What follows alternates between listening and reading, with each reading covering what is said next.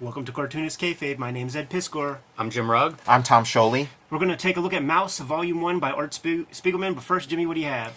Patreon.com/JimRugg is where you can join me to see all of the comics that I make, original art, scripts, the process behind it, as well as downloading about a dozen out-of-print zines and mini comics there.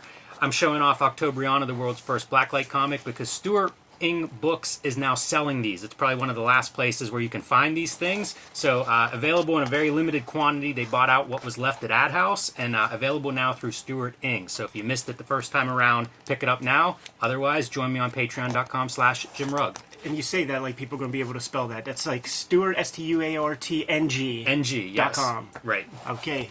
Tom, what do you have?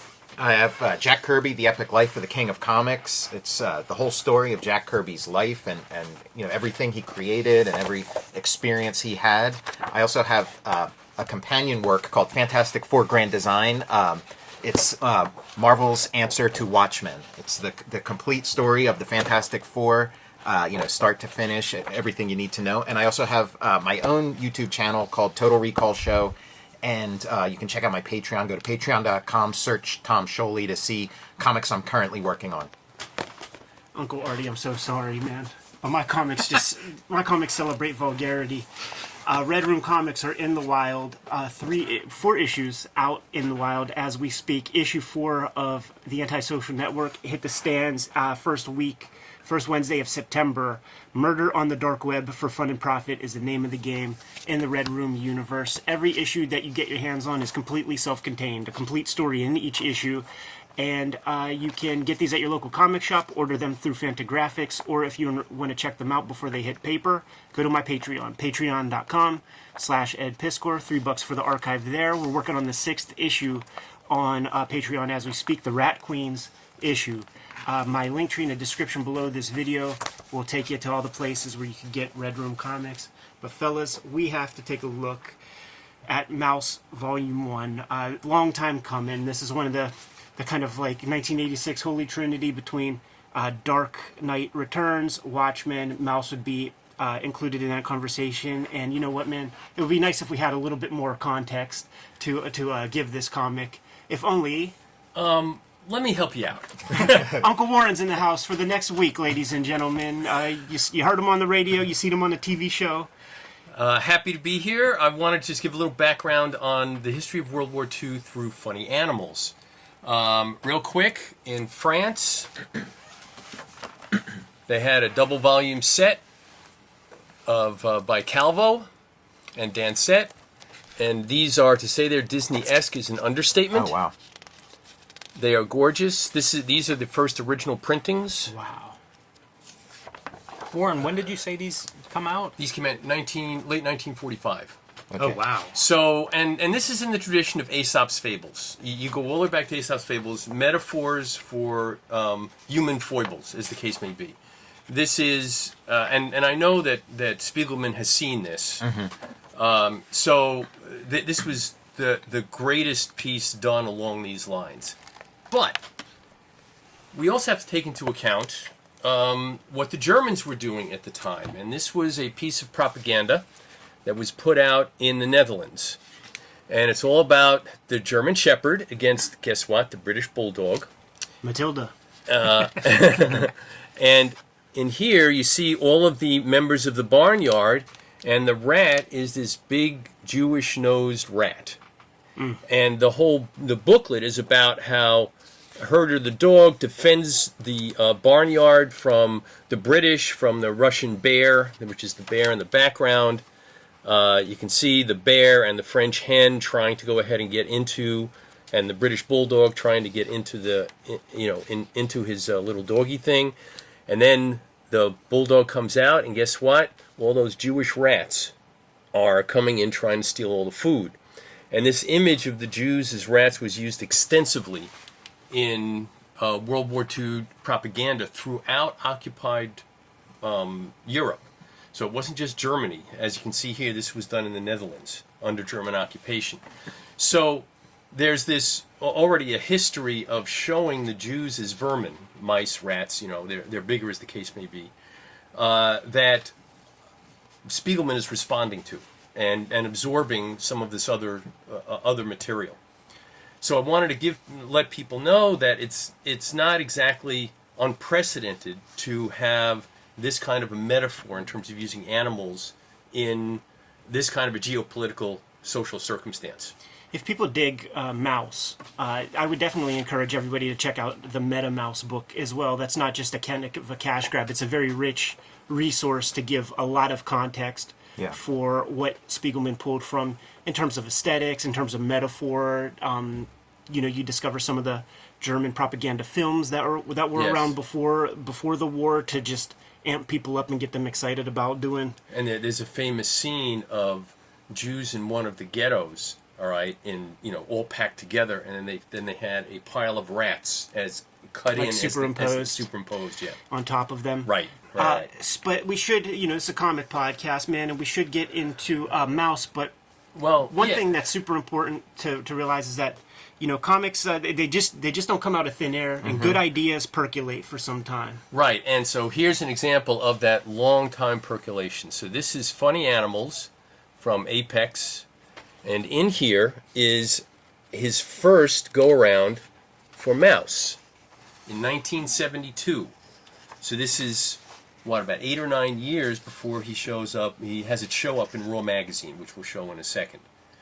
And it's a little different. It's clear he's trying a lot of stuff out. This is a little more of his cartoony style, as the case may be. Of course, the story is not complete because you can't do it in like 6 pages in an underground comic book. So this, as you can tell, it's only 4 pages. Yeah. And so it percolated for a long time. Yeah, for sure. He starts up Raw magazine with Francois Moley, and it was in issue 2 when the MAUS comic began. We did a video on that, so I thought that why not just crack open a quick glance at Raw magazine volume 3 to show you kind of how MAUS was disseminated in the 80s before the collection. You see oversized magazine. It would fit right next to the Warhol interview mags that were out on the stands, and this little tipped-in comic. It's a mini comic. Would be in every issue from 2 to I believe 8. I'm going to hold the book if you open up that page, Ed. I just thought to show comparison in terms of size. It's an interesting, we'll get into a lot of these details as we go through the book, but I'm sure it will come up that he drew this. I think this is about actual size of the original art, and then printed it in, even slightly smaller in the original Raw printings. And then take a look at the difference between his first attempt. Sure, yeah, this is like underground comic aesthetic. Stuff. Yeah. Yeah, so he redid this. He was going off in a different artistic direction when he did undertake the whole project, but early on, this is what it looked like, and you can see the radical change. I love doing the comparison between the original and 10 years later, what he settles on. When you think of this as being such an iconic work, such interesting choices in this final version versus, the initial idea and his first approach. And just looking at that propaganda pamphlet, you can see the choice of this little tipped-in thing. It looks like an old pamphlet, and I wouldn't be surprised if there's some other pamphlet that's maybe an even closer one-to-one comparison to this. I know some of the sort of poster-like imagery that's on the cover and is in some of the chapter breaks is sort of comes from those kind of pamphlets. I think that's good for context, gentlemen. We can give a little more. As it goes on, too. Well, we talk about our personal connection to this work. This was one of the first things I ordered through the direct market. It would have been in the 90s. I was probably 16 or 17. I had just found a comic book store in Advanced Comics, the monthly catalog that you could pre-order from. So I ordered the box set of book 1 and 2 from Pantheon and, read this in high school whenever I did not have much exposure to any underground comics or even very many alternative comics. I probably first heard about this in Wizard's Palmer's Picks column. It's probably what put it on my radar, but I would see it mentioned, as we said, with Dark Knight and Watchmen, and whenever the chance came up when I saw it in the catalog, I ordered it. I read it in high school without any, not for a class or any direction, and was blown away by it. I'm often intimidated, at least back then, with these kind of comics. I would look at them, you see a page maybe in an article, and it felt like, wow, this could be way over my head. And it isn't. It's extremely readable. So I was able to. It left a mark on me, at age say 16, where it was like, what is this? I love comics, and this is a whole nother level of what a comic can be. And before that, I started with Raw number 7, it's the first one that I saw, and there was this insert, and it was like, oh my God, this is amazing. And then it continued because Pantheon put out 3 issues of Raw that were more of a digest size, a little bit smaller than this. Yeah, that was book 2. It gets disseminated in those small editions of Raw, yeah. So for me, it was a very different experience because I was already familiar with a lot of the underground stuff, and when I found my first issue of Raw, like I said, number 7, that blew my mind. I had never seen anything quite like that before, and couldn't wait for the subsequent chapters to come out. I'd be like, when's that coming out? This comic was highlighted in Comic Book Confidential, that very important documentary in the 1980s.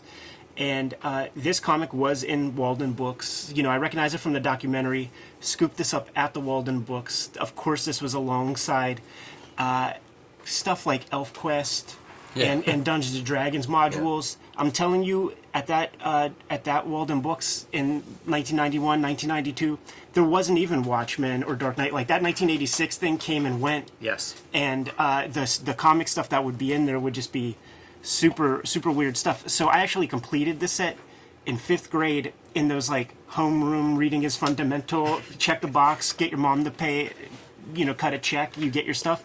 So I have volume 1 of Pantheon that I got at the Walden Books. Volume 2 is Scholastic. It's amazing to think of that being sold in elementary schools. Yeah. I think that'd be a hard sell in today's world. Absolutely. Yeah, absolutely. I mean, we're doing suicide, it's the Holocaust. Very hardcore stuff. Can we crack this open, man? 11 minutes into the video.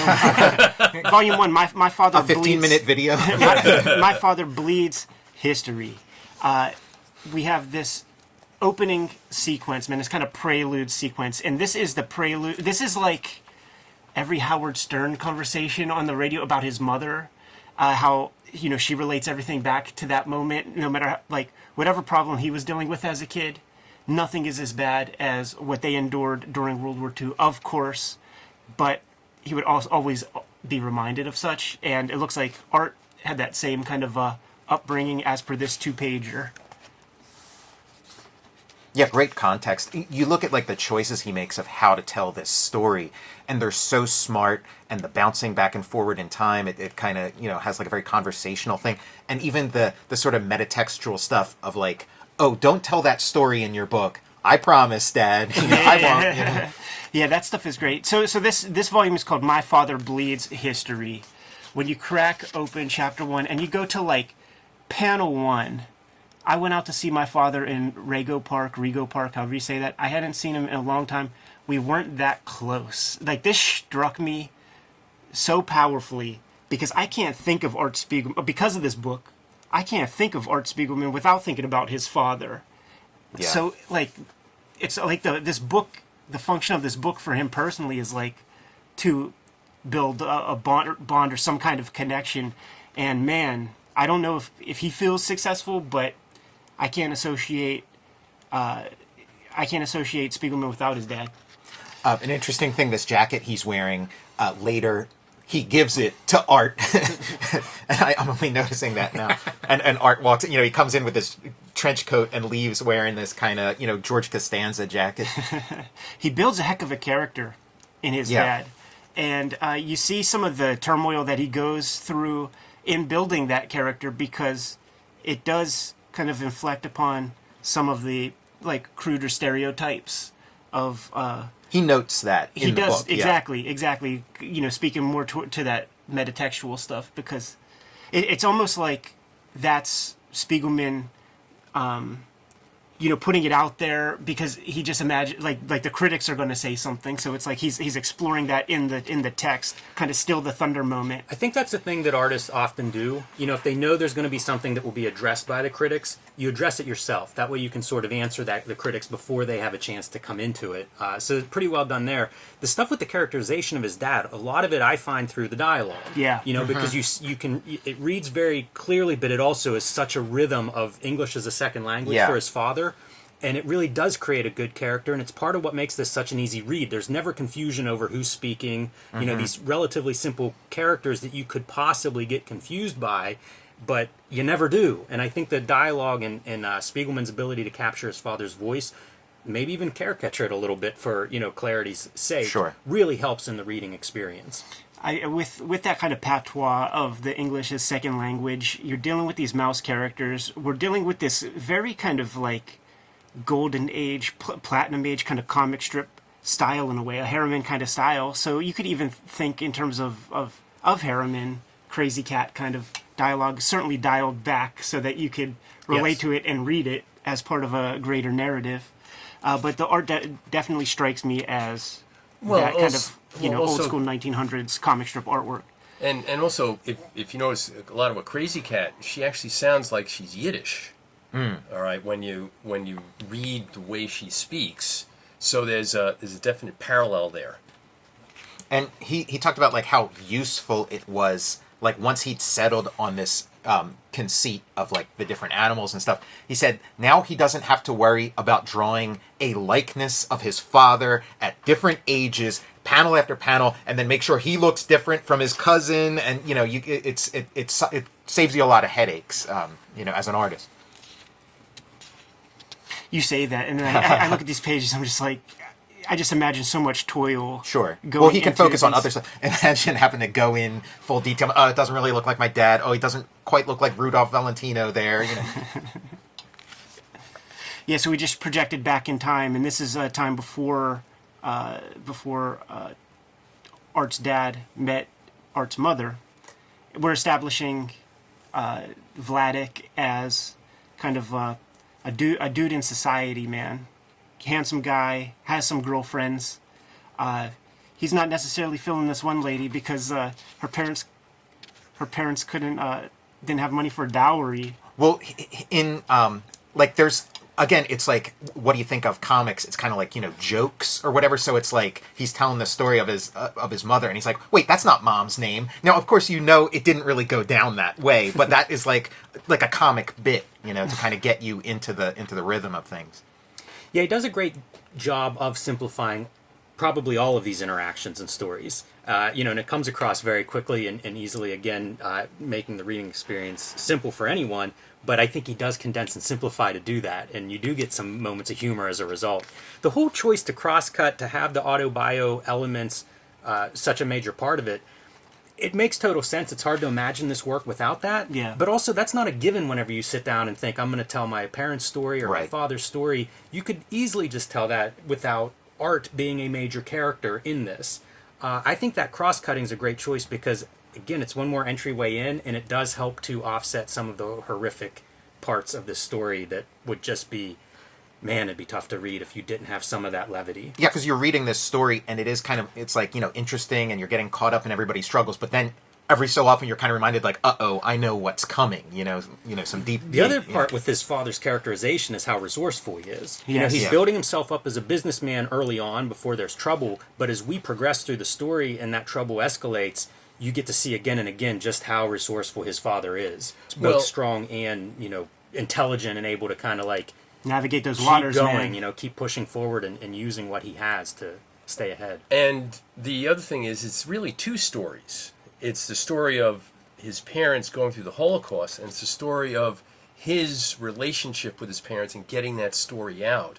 So one of the purposes of the cross-cutting is to explain their relationship, because as you read through MAUS, it's clear, the opening thing is like, I hadn't seen my parents in some time.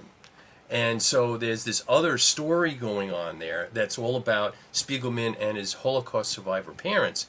And anybody who came through the Holocaust, I mean, there's lots of literature about this. Understandably, they were all damaged, and the relationships they had with subsequent generations were also damaged. So there's that story being told also. Yeah, this sort of trauma is so deep, it can take a few generations to Yes. kind of process. Just speaking to the artwork, using thick, bold lines, you have a little hatching here, but he gets a lot of mileage out of different textures and things. Like we'll see patterns on clothes, like the flannel stuff, these wood slats, the wallpaper. It's all very considered stuff, and it really creates a nice holistic looking page. He has more to his palette than you think on the surface. Yeah, great uses of black, white, and gray. Yeah. For these pages. And then this is like a callback to that title card of the Sheik, where we saw sort of a more stylized version of this moment. Yeah, the more we learn about the parents, up front we know that Art's mom is no longer with us at the start of this thing, that she committed suicide. So when you start to see the young version of her, with that in mind, there's a big sadness to it, because we just know how that part's going to end. Yes, and there's a lot of emphasis on her family, and they welcome Art into that family, but we're going to see that family whittled down And you throughout this chapter, this first book. Right, and it's a big family, and we regularly see the establishment of that family with lots of people, and then sort of in pairs. It's not even one by one. It's like, take a couple of these ones out at this moment, take those ones out at that moment. You're like watching a society completely unravel, and then people who think that they're insulated from this tragedy because of wealth and comfort realize that no, there's really nothing to protect you when this sort of thing like rips through your civilization. There's even examples of sellouts who are hipping the Germans to people who are hiding, and they think that they're gonna get by with that. They end up dead a page or two later. There's several examples of that, because there are even the Jewish police that are working with Germans, and yeah, it's harrowing stuff. It's interesting with the family contrast too, because we start out and you see 4 generations, including Art's brother, in that generation in here, and I don't know, there's a dozen family members that we get to meet a little bit, and by the end, it's Art and his dad. It's a real contrast, from this beginning family portrait to that final, what we're left with in the present. Yeah, in a different historical context, it could be like maybe the beginning of some kind of like drawing room comedy, where it's just like the adventures of this like big family with a lot of personalities, but then, it sort of, crosses paths with history. Worth noting that his father-in-law is a millionaire. In this story too, to give some idea or context to even the money can't insulate them from what's going to happen. Right. I mean, they have to. When he marries, how do you say Anja? Anya? Anya. Yes. When he marries Anya, the father-in-law, gives them a factory and stakes them a whole bunch of credit to keep that factory running. That factory gets taken away like once or twice, and then he builds it. They build it right back up several times over. This is, I think, the first time that I don't know if it's the first time we see the swastika, but it's sort of the first time everybody's very conscious of it. And that's a moment. Like, rereading this past week, it's a really big, you see it right in the middle of the page. You see everyone's reaction to it almost around it, panels before and after. It's a pretty powerful moment of like, this is a symbol, and we recognize what this symbol means. And if you look at like film and literature, like about this period, there's usually an equivalent moment in, like, you think of like Sound of Music or whatever, the first time like they ask him to like hang up a swastika flag in front of his house and stuff. Like, it is kind of like you're sort of confronted with this like Art Spiegelman, consummate cartoonist, though, man, it's on the page flip. Well, and also over here, very subtly, he brings in what was being painted on the storefronts to keep people from buying from the Jewish merchants.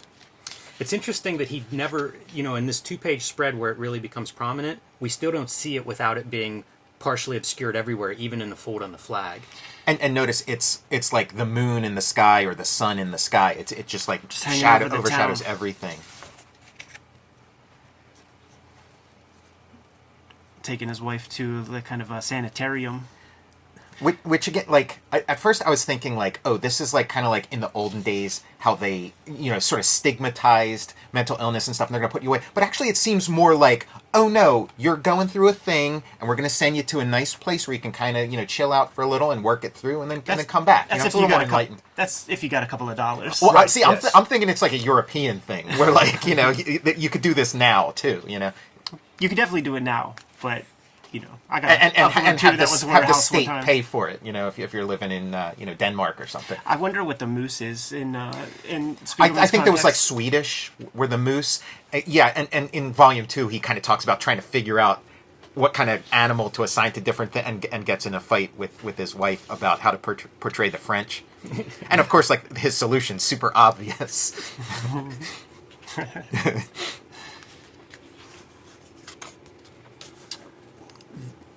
The propaganda and everything is already set at this stage, so there's like a suspicion, and there's a suspicious energy like amongst the Jewish people of this town.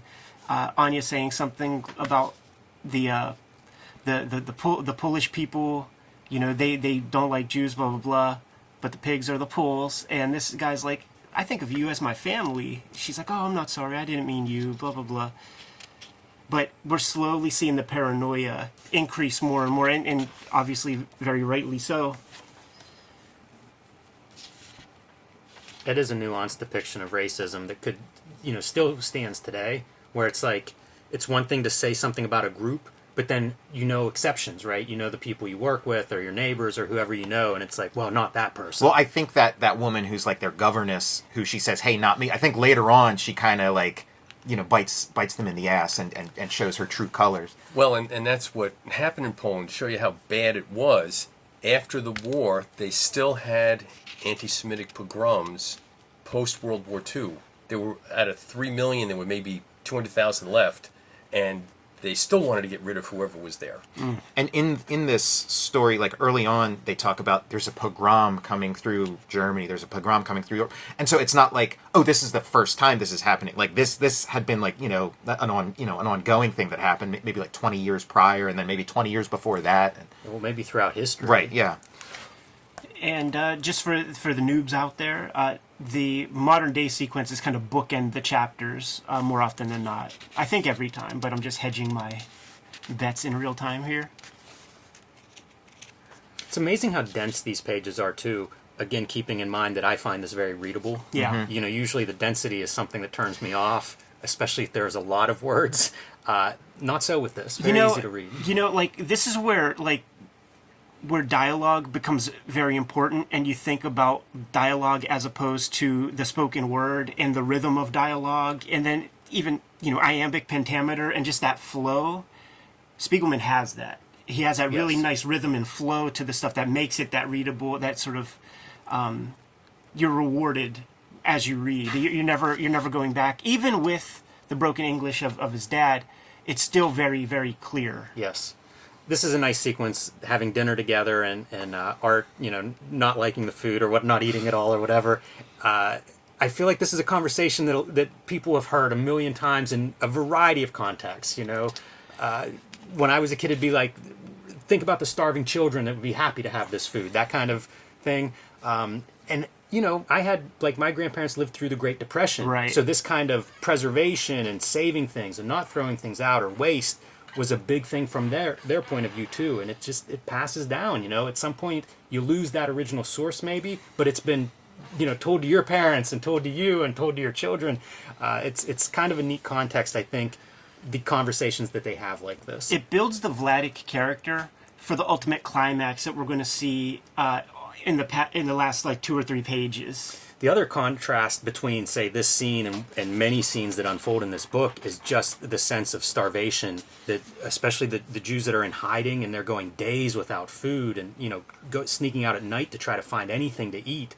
It really, you know, creates that a contrast that, as a reader who has not experienced that, pretty easy to segue in and understand, you know, how good we have it And in a way. For Art, like, all his life, probably all his struggles, any anguish, anything he had, there was probably also some guilt of like, how can I be so bothered by this and that when I think of what my parents had to go through, you know? So then, you know, This is a great comic book piece. Oh, go ahead, Warren. Well, I was going to say, talking about dialogue, but one of the other interesting things about this is how much Spiegelman is able to go ahead and insert personalities. Yeah. Absolutely. With all of the different people in there, so it's not like one voice going through all of these word balloons. There are legitimately different voices, different perspectives, different emotions going through each one of the characters. He taps into it really well. I think that I want to point out this panel before we go on, but I want to come back to that personality piece. These trees are so well drawn, the different barks and stuff on them, And it relates to the personality piece. I think that often the quality of cartooning is overlooked in this book because Yes. the subject matter is so big. But the quality of cartooning is what makes this book readable and multiple printings and always in print because it just works. All of the details of the cartooning work so well. Absolutely. I mean, you see these money grab kind of graphic novels and stuff out there, man, where they're clearly jumping on a subject, and these things are dashed out. You forget about them in one season. This thing stands the test of time on the strength of the cartooning, and we're looking at something on this spread that is not to be taken lightly. This is a flashback sequence back to Vladik in the war. Just soften the focus of your eyes, man, and you could clearly see the modern day pieces. They're kind of lighter. There's sort of less black or something. Much more controlled lines in the modern day pieces. Absolutely. And we're going to see a cool comic book thing here where we have the modern day conversation. Vladik is projecting back in time, but Art's like, hold up. Like, we need to keep things Yeah. in a little bit of an Yes. order. It jumps back to modern day. So keep your eyes on this panel, because after they figure everything out, And then we're back to that panel. we're going to get back to that panel, man. That's great. Think about Vladik's life, like all the things he went through, and then put on top of that, he's also a veteran. He also faced down like the Nazis in like a battlefield and shot and stuff. Before he gets caught up in any of this other stuff. You get a glimpse of Vladik's father too and their relationship in this sequence because he's trying to keep his sons out of military service, and that involves starving them and making them sick, so when they go for their physical exam, they're rejected from the army. Again, giving that context. Who's Vladik? Well, his father's certainly has an influence on who he is, and a very major contrast between that and Vladik as father to Art Spiegelman. There was like a similar moment in like a Will Eisner semi-biographical comic where it was like trying to avoid war, and it's like you go to a guy who's going to poke you in the eye with a needle, and so like these are like the extreme things like people were willing to go for to avoid being kind of like fed into the meat grinder. Really good kind of comic book moment here that sort of works well on the page. Vladik's in the trenches. His superior grabs the barrel of the gun. Is like, your gun is cold. You haven't been shooting. Vladik's like, I don't see anybody to shoot, and I guess you're just supposed to shoot in the trees, man. Anything that's moving. And there are dudes with ghillie suits, man, running around out there. Shoots one that he discovers that he killed. Right when the Nazis pounce on him, they feel that gun muzzle and realize that he's been shooting at them. Can't win for losing, man. Yeah, that's structured almost like a fable or something,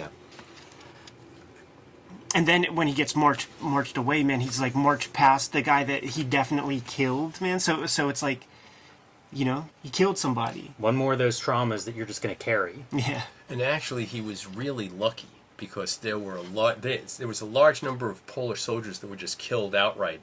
Pantheon Forest, they literally took 50,000 officers of the Polish army and shot them all. Okay, these are the Soviets when they came in.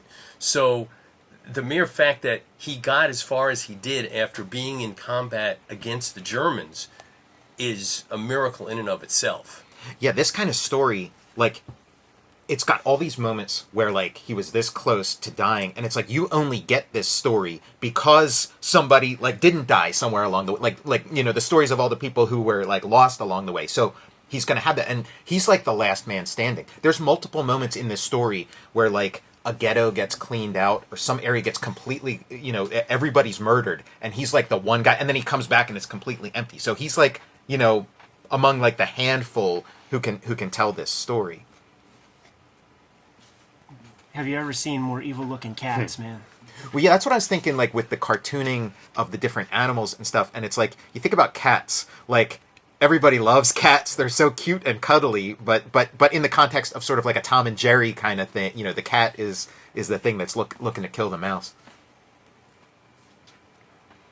Jewish prisoners have to stay out in the elements, man. Polish prisoners get to stay in bunkers, cabins. There was a fear amongst American soldiers when they went over about being captured and being discovered that they were Jewish. And a lot of them would lose their dog tags because it said on there that they were Jewish. They would just go, psh. And if they were asked to be like, oh no, not me, because that was a very real thing that the Germans did regardless of which army you were in. They were like, okay, any Jews here? And psh, Yeah, Jack Kirby was famously in like that kind of situation where, like, you know, some Nazis had him like dead to rights, and they're like looking at his dog tags and they're making fun of his mother and stuff, you know.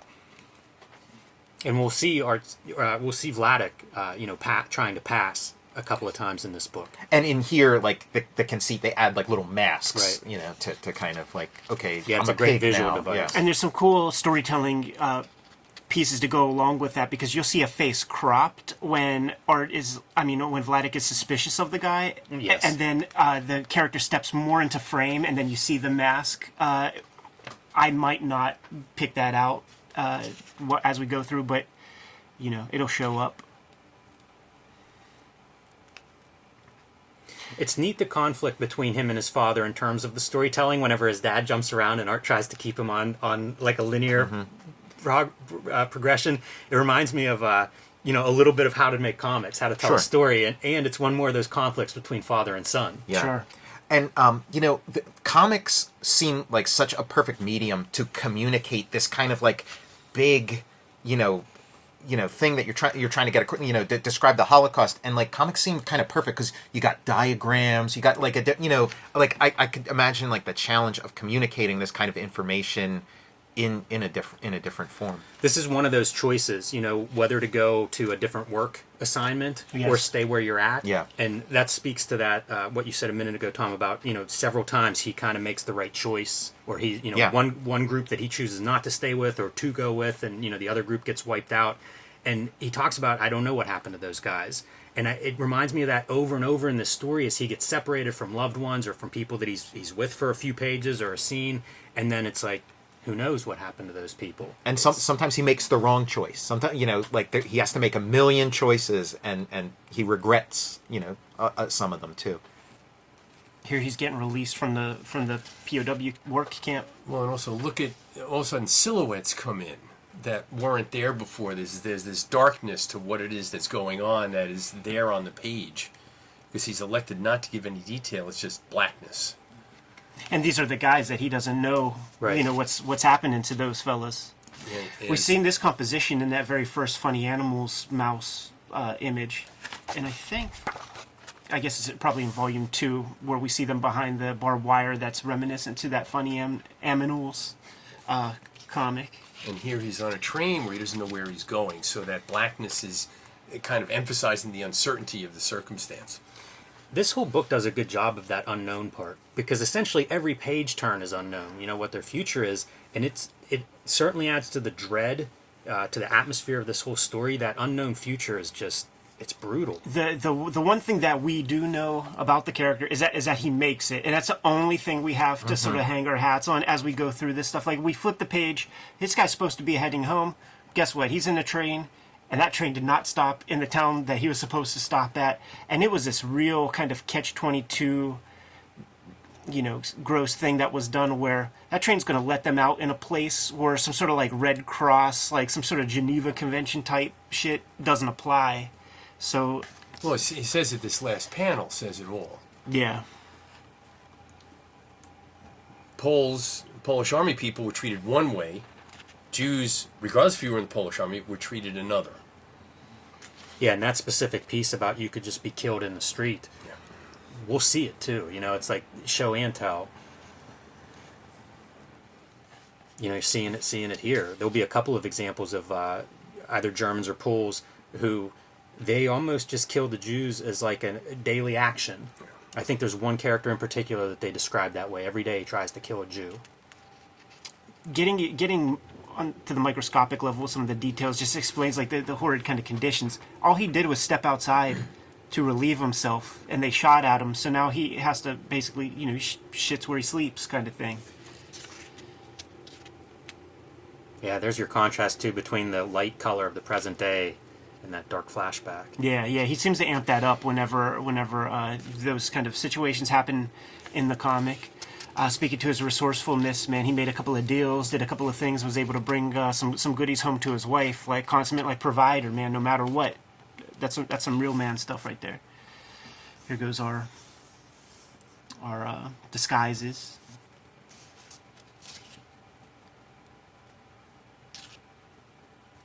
panels within panels. Man, we're going to see a really cool example of that when we see the family together.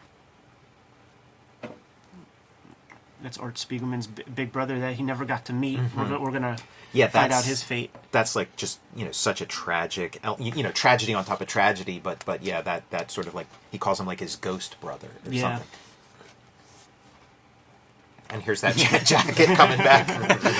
Yeah, and that's a perfect father-son moment to like describe the dynamic where Art is there just kind of chilling, eating dinner with them. He's getting up to leave, and it's like, I don't know where my jacket is, and his dad's like, I threw it in the garbage. Like, And he's looking in the trash. And the garbage when he man. leaves. This book is like one gut punch after another, and it would probably be completely unbearable and unreadable if you didn't have these moments of like comic relief.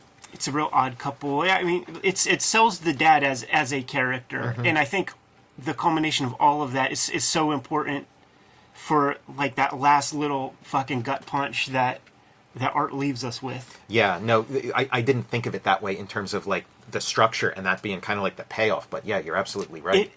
I mean, we would have to ask Art, but it seems like that ending. When's he coming on? That ending, yeah. That ending might have been in his mind for most of the piece. Like, this is how you end that, and it's an epic ending. Yeah, each chapter has a good ending. Like it doesn't just stop. And when we get into like volume 2, which we won't do this round, the establishment of his health problems and stuff sort of come into play in that volume in a major way. It's certainly hinted at. We do see him like have a heart trouble on the street. We see him exercising constantly, and not constantly, but a lot of times he's exercising when they're interacting. This is such a fantastic page of comics right here, man. We got the exterior shot of the house, man. We see the dinner table, and we see the panels within panels, and then let's just break it down into panels, and you see the exact kind of breakdown. That's really genius cartooning. Yeah, and this feels like the sort of like silent movie expressionism that you'd see in like the movies of the day, and coming out of Europe. One of the stories that happens in present is Vladik is remarried to Mala, and she complains all the time about how his miserly ways. But frequently we will see these flashbacks where he's able to do a deal, where he's able to help somebody out and get some chocolate or get whatever, and be very generous whenever he's able to see his wife then. He's very quick to share that stuff. So again, it's a multifaceted character. It's not there's not a lot of stereotype overall. You read this and you get a pretty rounded picture of these characters. Well, see the size of that family too. Look at that. And also you see how much, on exactly that point, how much he changed from before and during the war to after the war. That a switch was flipped in his head that a lot of the Holocaust survivors did. I mean, they saved everything. It was very obsessive. When you see him like counting those nails and counting his pills, that's like obsessive, like post-trauma PTSD behavior. Yeah. If anyone have PTSD, it's a Holocaust survivor.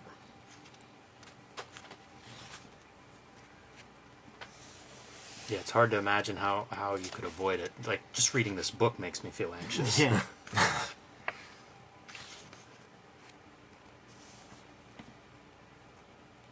It's also very interesting how little he uses the Jewish star.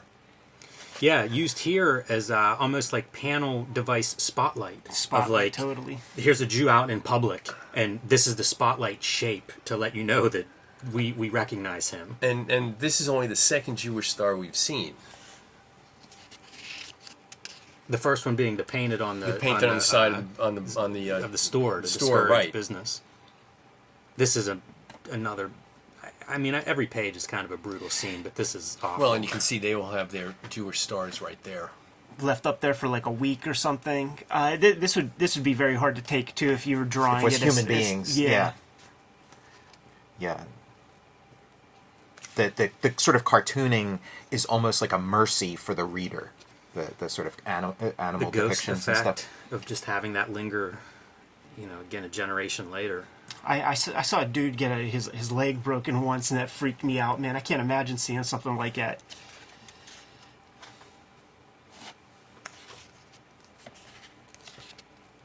All this stuff with like building in false those diagrams walls and things, yeah. and it's like those Loom Panic books, how to hide contraband in your house, like hollow this out. Like, how do you even think about doing that kind of stuff?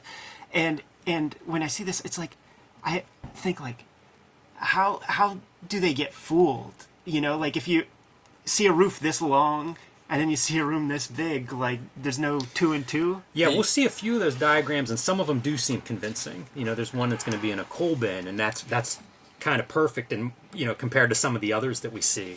Well, Anne Frank house upstairs Yeah, in I keep a thinking of loft, Anne Frank in this. and they got very creative about where they were going to be, and yet that whole time, all they could do was sit there. Right. There was really nothing that they could do. They couldn't go out. There was like another one of these that's going to come up where they sort of like they cut around a chandelier and sort of just hide up in the rafters of the roof. Nazis are by definition fucking idiots. So that, A friend of mine, his father, they came to go ahead and get all of the able-bodied men in the Netherlands to bring them into Nazi Germany to work in the factories, and he spent a year and a half in the loft of a barn. It's because he didn't want to go, and of course if they found him after that, that was it. So he was lucky to survive that. There's lots of stories like that, not just from the Jews. Yeah.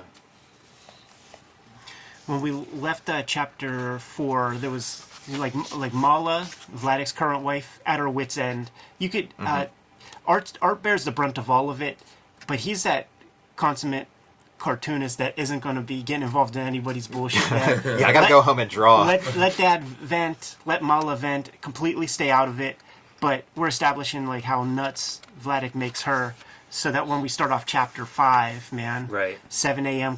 phone call.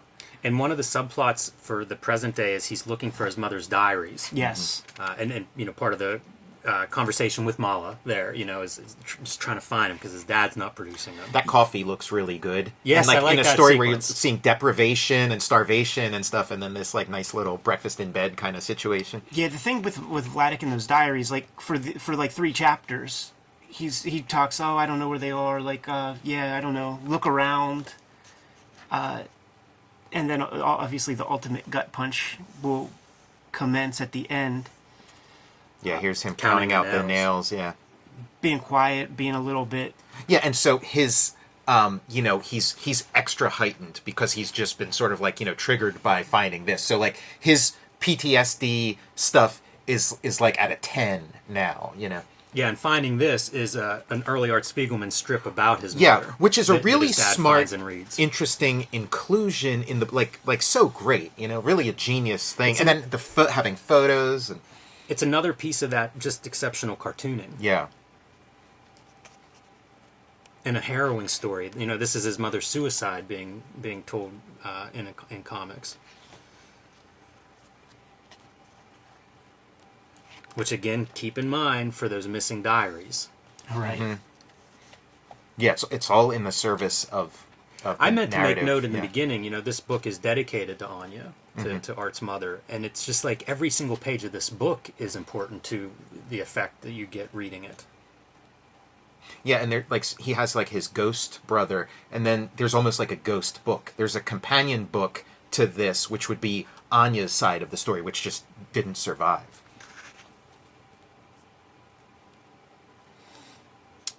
A lot of cross-cutting back and forth. This is Vladik and Art en route to the bank to get a key to a safety deposit box. The Art and his dad, there's always action. There's always stuff happening too. Whenever you see those sequences, it's not talking heads. This is a super memorable panel for me because this is in Comic Book Confidential, and what he's doing is swinging little kids and smashing them into walls. Yeah. That's kind of an unforgettable piece. Here's your cool cellar hiding place gimmick. Yeah, again, this stuff, this is so effective in comics, and I can't imagine like the movie version of that or something. I would like to see, because like Vladik drew an initial sketch. I wonder if in MAUS we'd see the actual thing. You see Vladik's piece. Yeah, and again, speaking to Vladik's, his resourcefulness and what he's able to do, he can go out in the middle of the night and conduct deals in the black market and then he can come back and construct a bunker that's pretty good looking. You can see how the coal on either side would conceal where the walls are, And the to smell, and, have that hidden spot. throw the dogs off. More consummate cartooning right here, man. You have this panel, this L-shaped panel, give you an idea of like the outside and sort of the basement area, and then you have these various panels. This would be like the floor level, this gutter. So you see the first floor, the coal stove, the bin, and they can't figure anything out, man. The dogs are definitely smelling people. They go to the basement, nothing. And look at how constricted that little area is. Looks much bigger right there, man.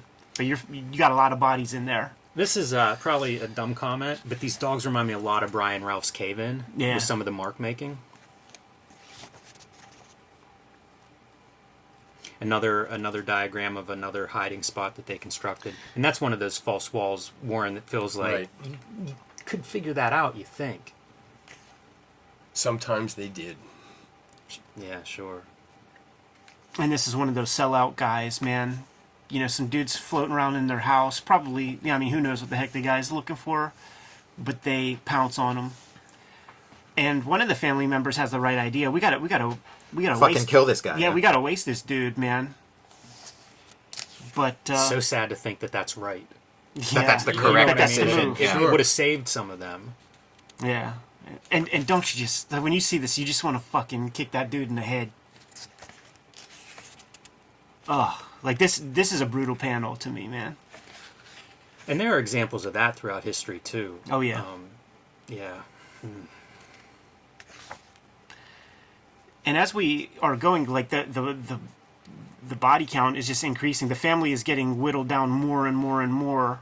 I don't know if we hit the piece yet where we found the fate of Art's big brother that never made it out of there, where they sent the boy off to live with like relatives, and that mom that was like warehousing the kid just carried poison around her necklace, man. Yes. In the event that like they got pounced on by the Nazis. So that's the kind of life you had to live, man, where you had like poison pills ready to take yourself out of the game. You know, I think the date, they have like the date like towards the end of the book of like when he finally gets caught, and I think it's like 1944, and it's like, wow, like he survived like pretty much the whole war. Like that sounds almost like an impossible feat. Like that is insane, you know, and it is like a tribute to his like you know, just luck combined with his like you know, intelligence, and, you know. And here's the fate of that snitch right there, man. Based on, like, there's that dude Haskell, who's like a Jewish cop, I think. Yeah, I think a cousin too, maybe of Art or Yeah. of Vladik. Yeah, but he does shady shit too. Well, Everyone does. They Yeah. do a good job of showing the fate of the guys who are, I don't want to say sympathizers, but you know, working both sides are working for the enemy. They don't get out either. Well, they did that purposely. They put the Jews in the responsible positions in the ghettos so that they wouldn't have to do it, and they forced that on these people. So there's all these moral choices you have to make, because it's like, well, if I don't do this, this guy's over here is going to kill me or whatever Or my it is. and my Or family. yeah. So it's a tough position to be in, and I'm not trying to be sympathetic towards, because some of these guys were really bad, but the circumstance they were in was like, you've got to be kidding me. It's Very true. It's the story you hear again and again, where it's like they make you dig your own grave. Yes, right. You know? Another hiding spot, this time in the factory, and it happens a couple times again where he is part of a workforce or something like that, and then eventually that workforce gets shipped out to a camp or killed on the streets in some of these cases. And a few of these workers, including like the leaders, again, I think this is his cousin. There's a couple of these cousins that are sort of maybe the shady, you know, morally shady, but eventually they do get grouped in with the Jews. You know, they're still Jews and can't escape it. And he's pretty quick to forgive, you know, like, let's go hide out, or if I found some stuff, let's share it. He takes advantage of it sometimes, man. Here's a sequence right here. Jew, you're with the famous, Spiegelman family. Give Haskell my regards. So, you know, it works in favor sometimes. Talk about Haskell playing cards with these guys. Yeah, and just letting them losing win, a lot. yeah.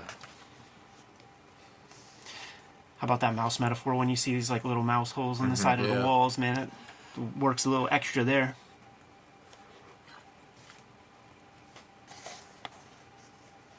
A sort of end of Schindler's List kind of piece right there, man. Even though we're just getting into diaspora. Things, man. But you know, that swastika trail, smart cartooning, almost like editorial illustration-esque. Yeah, some of these images are like evoke posters. Yeah. Wonder if Spielberg's ever talked about MAUS publicly. I can't imagine making Schindler's List without this being I mean, the first time I saw MAUS was at the Holocaust Museum. They had like a big display of it. I mean, I can't imagine those filmmakers aren't conscious of this book. Yeah. So I'd be curious to hear their takeaways, their insights. Cut to a modern day piece. We just did the safety deposit box. See what's in there. Vladik wants Art to have a key because Mala is just going to clean him out, and he doesn't want that. And he's complaining about Mala, how she's so money conscious. And Vladik is mourning, you know, the loss of his true love. What happens to Mala when she reads this book? You know what I'm saying, man? Was Vladik alive when this saw print?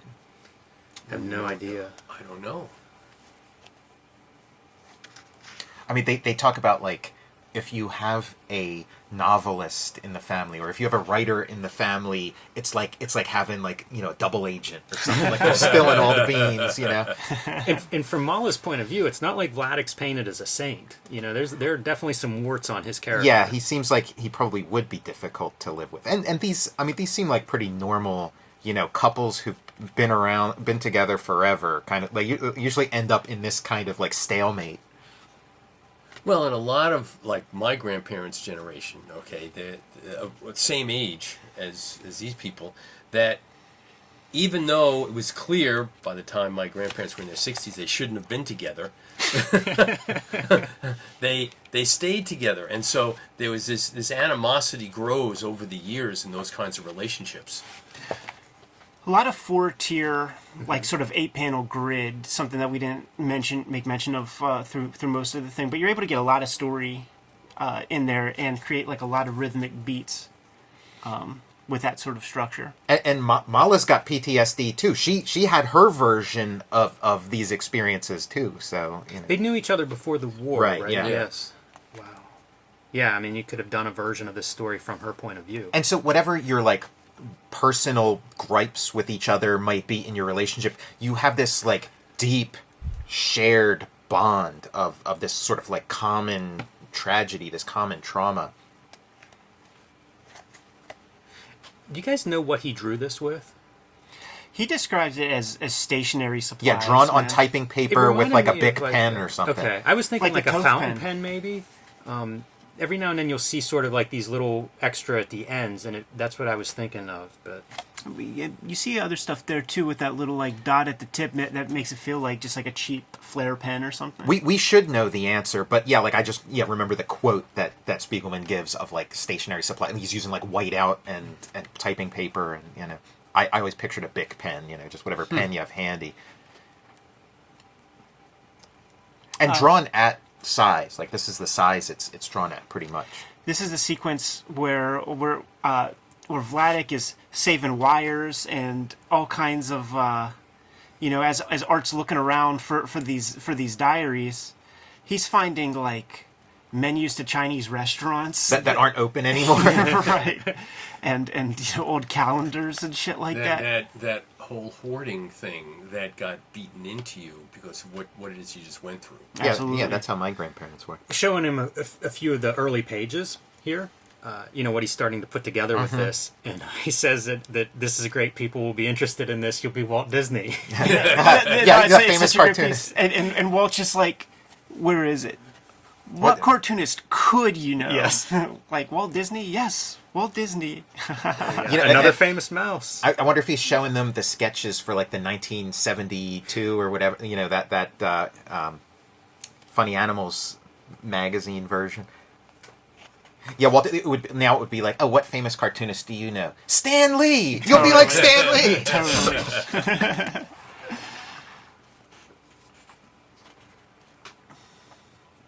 spending a lot of time with Art and his dad in this last chapter, as opposed to the flashback sequence. A little different than the previous chapters we've been checking out.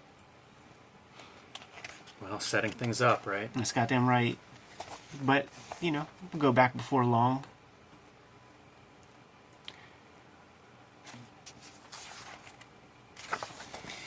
You know, you get the sense as you read this, as it seems like the numbers of Jews are just shrinking and shrinking and shrinking. You know, the people that are still free, that number is just declining, and it seems like it's getting harder to hide. And so here we have him, you know, one of his last effective hiding places, and bouncing from a barn to a woman's cellar, and it just feels more and more like the space has shrunk. The hiding spaces are fewer and further between. Well, and also remember, it wasn't just the Nazis coming after you, it was the local population coming after you. Yeah, we see this piece right here with this like little old lady. Ah, there's a Yeah, Jewish in the exactly. courtyard. Police, police. So you got narcs in the streets, man. Yeah, there's one, I don't know if we've seen it yet, but little kids see him in the street That's and right. call out to him.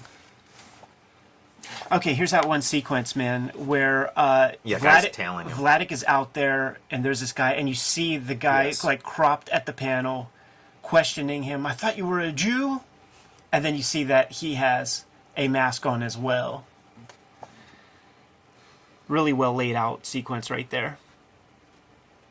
And as we push the camera back, like he'll add hatching. He won't have hatching there. I guess maybe it would confuse with the background. But, you know, he could sell that mask idea in several different ways. Man, we're getting closer and closer to the inevitable.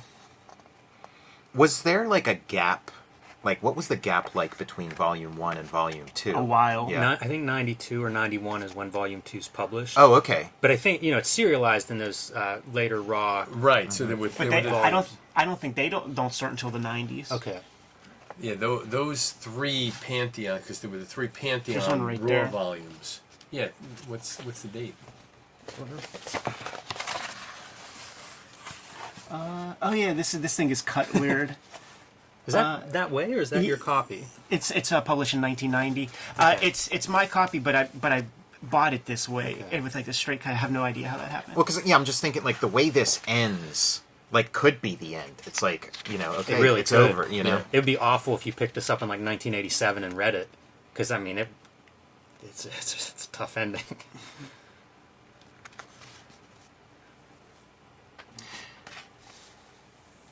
And then here's, like, the moments where, like, the metaphor, you got to kind of break out of... And he does it in, like, a really effective way, I think. It probably took a lot of thought to depict, okay, I have a world of talking mice. How do I show an actual mouse? And remember how what the Germans did, showing the Jews as vermin, as rats. It's a great character moment as well to sell us on the love Vladik has for Anya, because she's freaking out, rightfully so, and he's calming her down by just saying, look how small it is. It's just a mouse. It's no big deal, man. Don't worry about it. Mm-hmm. And he knows it's a rat. Yeah. Of course, it was really rats, but I wanted Anya to feel more easy. You know, one of the things I got out of this read was, like, thinking of, like, Art Spiegelman as kind of, you know, the product of his mom and his dad. So he's got sort of his sensitive, artistic, neurotic side, but then he's also, you know, kind of like, you know, can get down to business and no nonsense, and can, like, speak in front of a crowd and have some confidence too. So it's, like, you know, kind of interesting seeing, like, you know, how he, you know, this is his origin story too, you know. There's a little sequence with the kind of Nazi youth kids Yes. calling out a Jewish guy in the streets, and faced with that conundrum, what do I do? Do I run? Do I chill? Goes right up to them, fucking bites his tongue and says, "Hail Hitler." And just talks with the family. Oh, they're just kids. You know how kids are. Blah, blah, blah. Is this the train? At one point, he's riding a train, and he can pick between the riding with the Poles or Yeah. riding with the Germans. Yeah. That was a couple pages He back. chooses to ride with the Germans. That the Poles would you know be able to recognize the distance or the difference, and that seems like another one of those. It's just the lesser of two evils. These awful choices to make. Imagine getting on either of those trains, and you're choosing. You just think it's a better choice to get on with the Nazis. Like, oh, It's all this psychological stuff, psychological warfare you have to play, and just like trying to imagine what the other people are thinking. And he's like, they wouldn't dare suspect that a Jewish guy would just walk right up on a train with a bunch of Nazis and just sit there. They wouldn't even think that was possible. Yeah, you're exactly right. It's almost like con man psychology or something, coming straight at it. And so here he's negotiating with smugglers to try to get to Hungary. And by the way, some of this stuff has to be done with fucking letters in the mail. Jesus, like how you're very exposed. Yeah. Yeah, and they're speaking Yiddish and they're writing in Yiddish to try to get around like some sort of forgery or be able to discuss these things without the Polish smugglers being able to know exactly what they're discussing. And this is a part that really stuck with me. This is, I think, is it Moloch? It's a cousin, I believe. Milok. Okay, Moloch. They're hiding out in like the garbage disposal spot, and this is another one of those weird contexts. But I always think of like Jim Thompson's Getaway, where like these characters are hiding out, after this crime, and it's in some very surreal kind of places, in like piles of manure that have been hollowed out, stuff like that. That's essentially what they're doing, and it's Moloch, his wife, and their child hiding in this little tiny space. We talked about some of these other hiding spots where you're just there for days, 6 square feet or something that a couple people are occupying, and this is in a garbage, like a, compost kind of pile. And he says, well, at least the compost, the garbage provides a little bit of warmth, but talk about just the most brutal conditions you can imagine. What would be worse than that? Yeah. With your family. Well, something we've seen depicted like elsewhere is like hiding in a shit house, like hiding in the like under the outhouse or whatever. Well, that was. I'm sure that's what they're dumping in there. In Schindler's List, wasn't it? List, Yeah. yeah. Mm-hmm. Yeah, the little kid. And then It's time to get on the train. Well, that's another first, thing. They send one person away, and he writes back after a week in Yiddish and says, I made it. And so then there's debate of, do we do this or not? And Anya does not want to go. She doesn't. She thinks that the letter's even a trick. And so one of the last things that Vladik does is goes to Mylok and says, you can stay where we were staying. It's a little bit of an improvement, and we're going to try to make this run. And makes a note that, Mylok and his family sat out the rest of the they survived. They made so if they had stayed in that spot, they probably would have to. Now, like throughout this, we see trains and we see them in silhouette. We see trains and stuff, and like you're reading something about the Holocaust and you see a train. Your only thought is like, is this the train to Auschwitz? Yeah. Like at any point when they get on a train. So,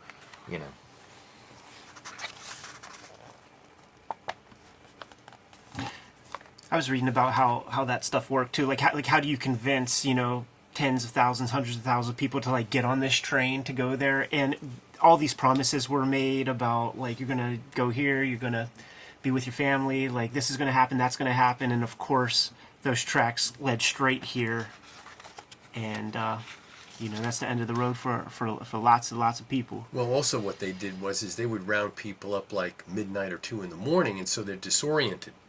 All right, and so they would take them straight to this, they'd gather them in the town square, take them to the train station, and these people sleep deprived, and they did that purposely.